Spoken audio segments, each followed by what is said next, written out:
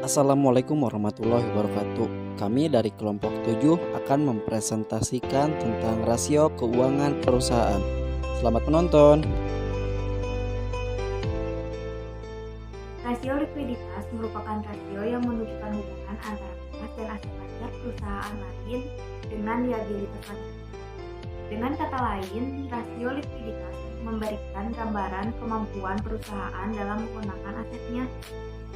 Aset likuiditas merupakan aset yang dapat dikonversi menjadi kas dengan cepat tanpa harus mengurangi harga aset tersebut. Terlalu banyak atau bisa juga diartikan sebagai aset yang diperdagangkan di pasar aktif sehingga dapat dikonversi dengan cepat menjadi kas pada harga pasar yang berlaku. Ada dua rasio likuiditas yang umum digunakan. Pertama, rasio lancar.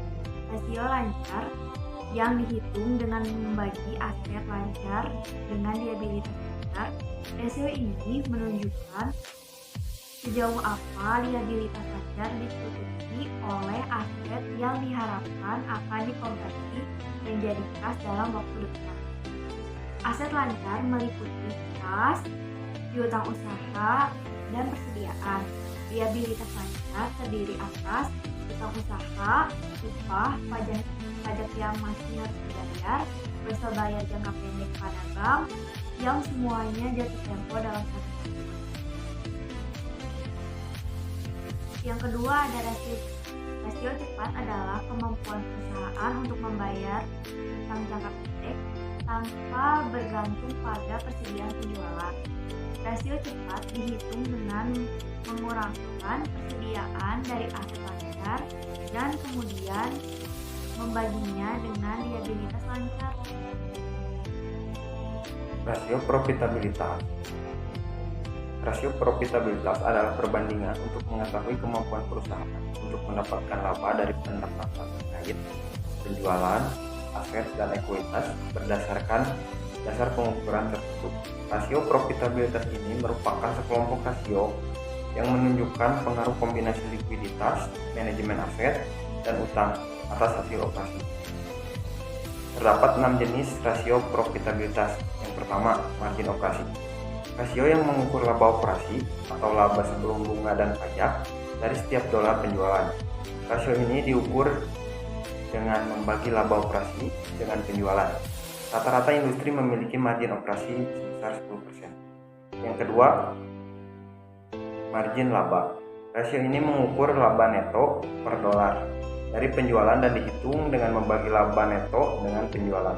Rata-rata industri memiliki margin laba sebesar 5%. Yang ketiga, pengembalian atas total aset. Perhitungan dari pengembalian atas total aset yaitu membagi laba neto dengan total aset. Rata-rata industri memiliki pengembalian atas total aset sebesar 9%. Yang keempat, pengembalian atas saham biasa. Rasio laba neto terhadap ekuitas saham biasa yaitu mengukur tingkat pengembalian atas investasi pemegang saham biasa. Rasio ini dihitung dengan membagi laba neto dengan ekuitas saham biasa. Rata-rata industri memiliki pengembalian atas ekuitas saham biasa sebesar 15%. Yang kelima, pengembalian modal atas yang diinvestasikan. Rasio laba operasi setelah pajak terhadap total modal yang diinvestasikan. Rasio ini mengukur total pengembalian yang disediakan perusahaan bagi investornya. Rata-rata industri memiliki pengembalian modal atas yang diinvestasikan sebesar 10,8%. Yang terakhir, yang keenam, rasio kemampuan dasar menghasilkan laba. Rasio ini menunjukkan kemampuan aset perusahaan dalam menghasilkan laba operasi. Rasio ini dihitung dengan membagi laba sebelum bunga dan pajak dengan total aset. Rata-rata industri memiliki rasio kemampuan dasar menghasilkan laba sebesar 8%.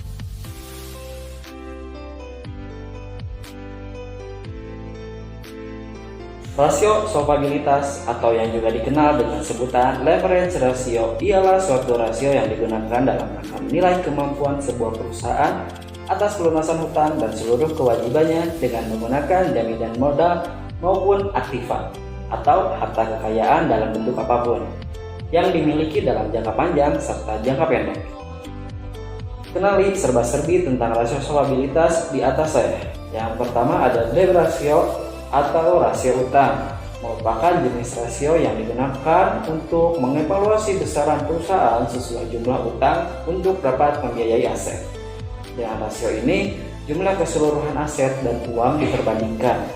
Rasio ini pun mampu menunjukkan kapasitas perusahaan dalam memperoleh pinjaman baru yang berjaminan aktiva tetap untuk menambah modal. Jika tingkat rasio jenis ini kian meningkat, jaminan dari kreditur untuk jangka panjang pun akan kian terjamin.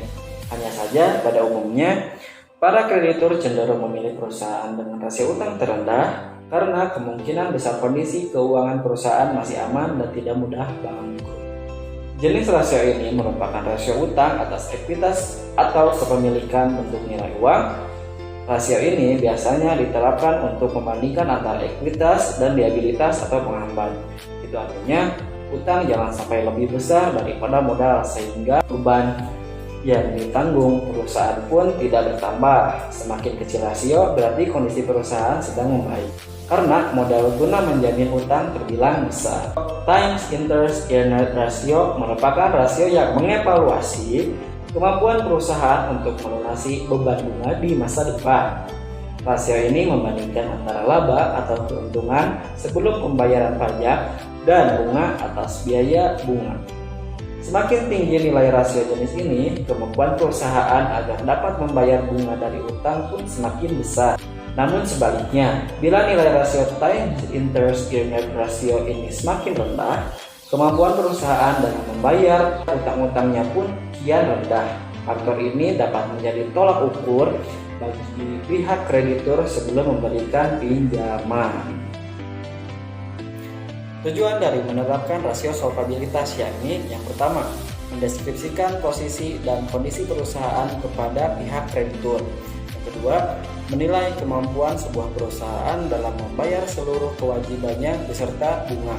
Yang ketiga, mengetahui keseimbangan dari nominal aktiva tetap dari perusahaan terhadap modalnya.